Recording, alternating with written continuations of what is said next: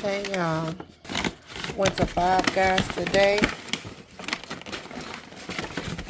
and you know how you can order the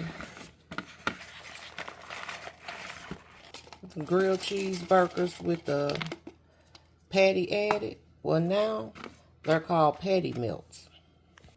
So you don't have to ask for a grilled cheese and add a patty.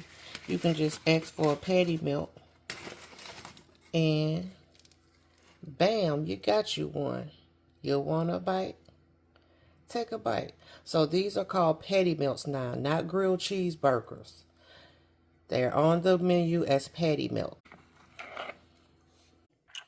All right, this is what I'm having for lunch, and you can have whatever you choose. So let's eat.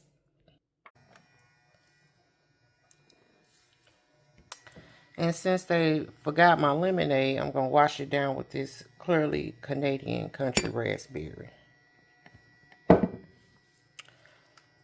You want a bite? Take a bite.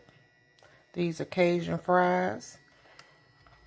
And again, this is the patty melt, the new patty melt, with everything on it except jalapenos, green peppers, and hot sauce. But everything else is on there. So you want a bite?